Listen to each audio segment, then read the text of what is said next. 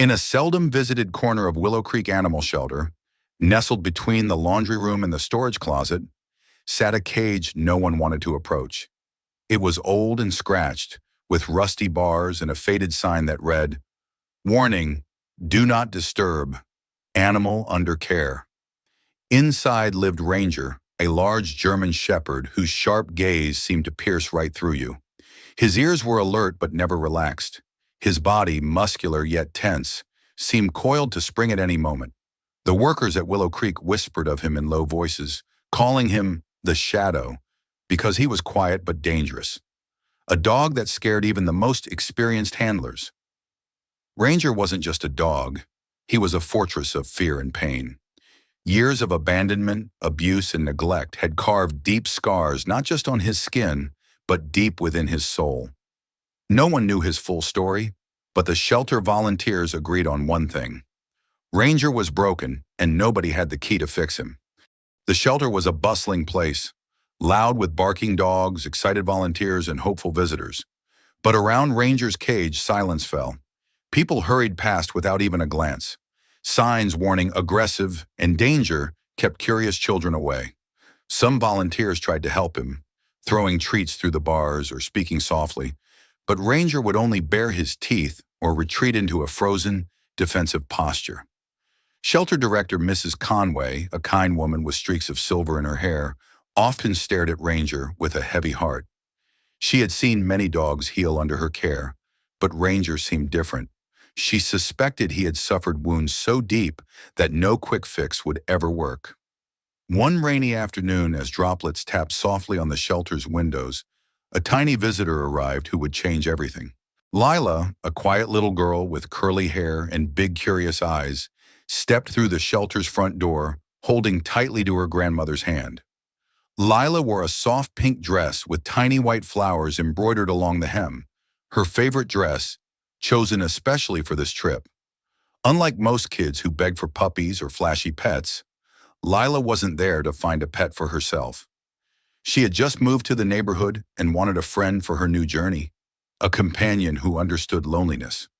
Her grandmother smiled softly as they wandered past the kennels filled with barking and wagging tails. Lila's eyes scanned the rows of animals until they settled on the quiet corner, where Ranger's cage stood in shadow. Lila stopped abruptly.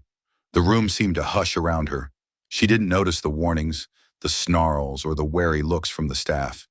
She just saw a pair of dark, searching eyes staring back at her through the bars. "Come on, Lila," her grandmother whispered gently, tugging her hand. "That one's not safe." But Lila shook her head, stepping closer to the cage.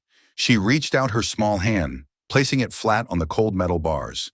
No sudden movements, no loud words, just a quiet, steady presence. For the first time in months, Ranger didn't growl or snap. Instead, he held her gaze, a flicker of something unfamiliar in his eyes. It wasn't fear. It wasn't anger. It was curiosity. The shelter volunteers exchanged astonished looks.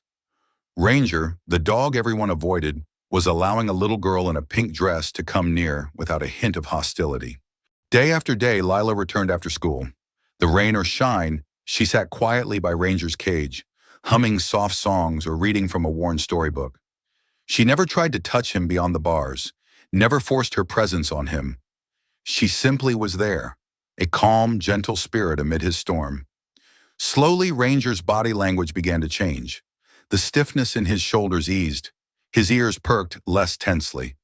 The fierce glow in his eyes softened like dawn breaking through a dark night. The shelter staff began to notice. They placed a small chair closer to the cage for Lila, but she preferred sitting on the cold concrete floor, her pink dress brushing softly against the ground. She told Ranger about her school, her dreams, and her fears. Though she never expected him to answer, she felt sure he listened. One afternoon, as Lila told Ranger about a butterfly she saw in the garden, her favorite stuffed rabbit slipped from her lap and rolled toward the cage.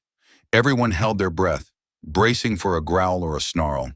Instead, Ranger stretched forward slowly, sniffed the toy, and then gently nudged it back with his nose. Lila's face lit up with a shy smile. "You like it, don't you?" she whispered. That tiny moment, so fragile, so delicate, felt like a crack in the wall Ranger had built round his heart. Weeks passed. And Lila's visits grew longer. She started bringing small treats wrapped in a cloth, always offering them on the floor just inside Ranger's cage. Each day, Ranger hesitated less, took the treats more readily, and sometimes even wagged his tail.